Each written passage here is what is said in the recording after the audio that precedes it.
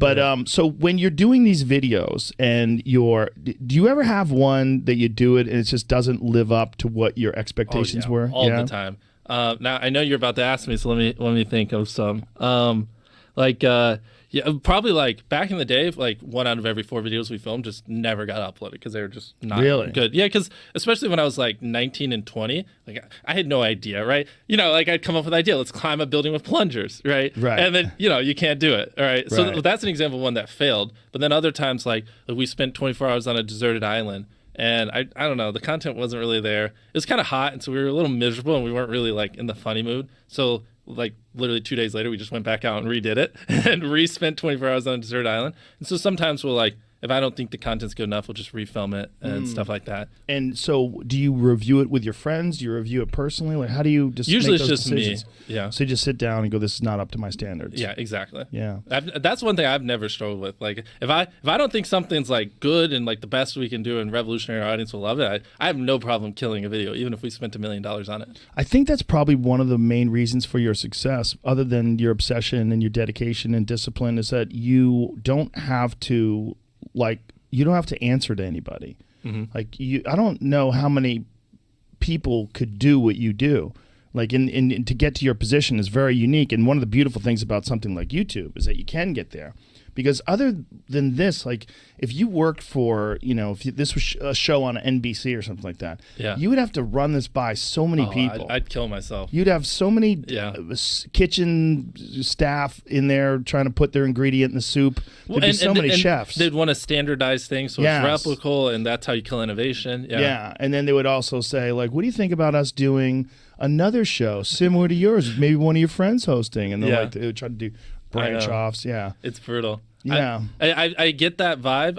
It's funny you bring it up because that's the world you came from. I get that vibe sometimes when we work with production crews, and I kind of see a little bit of that world, how it's like a lot more standardized. And when you work with production crews, do they like come up with ideas and you're like, hey, yeah, it's not what it's not what you're here for. Like what am I trying to say? It's like they're used to scripted stuff, and we're not scripted, so it's like they just like.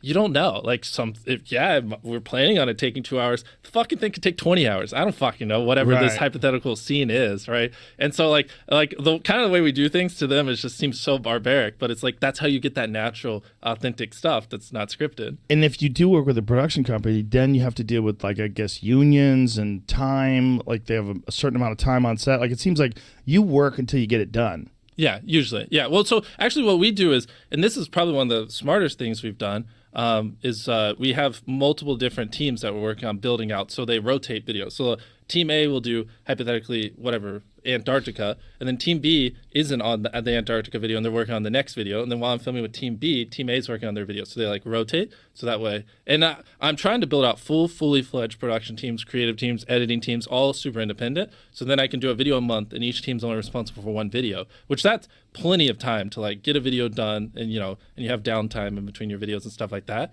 Instead of like most YouTubers, it's just one team, and they're trying to have them do it all, which just honestly isn't sustainable. Yeah, well, it seems like when you're looking at this business that you've built, it's so large. Like, there's no way you could just have one team; they'd be dead. Well, you'd be surprised. That's how everyone else is building theirs. Really? Yeah, I mean, people who try to do what we do, but I mean, it's hard enough to build one team, and so like building multiple ones, it's a lot. Do you have a lot of guys that are trying to copy the format that you've put together?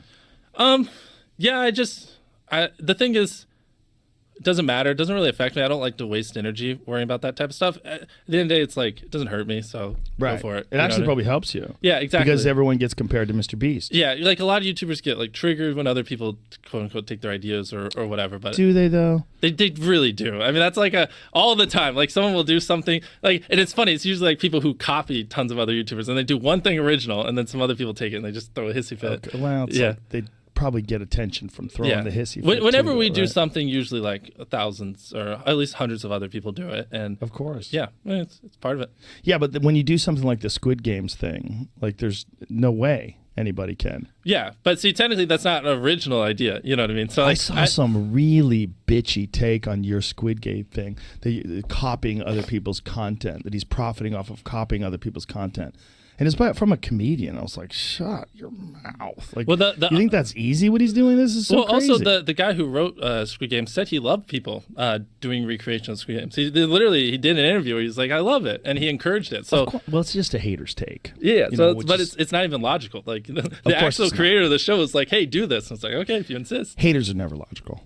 But what my point was, when you get to the position where you're at, like, you must have a lot of haters. I don't really pay attention to it. Good for you. That's a great attitude. Yeah, that's what I like to hear. It's kind of a waste of time. It's 100% a waste of time. It's so stupid, but it's so common for people to concentrate on that, make response videos. I wouldn't be a fraction of, but also we don't really, to be honest. I mean, and most people are positive about it. I mean, at the end of the day, like, we help people. You know what I mean? Yes. I reinvest everything. I don't live in a mansion, and I just try to make the best videos I can.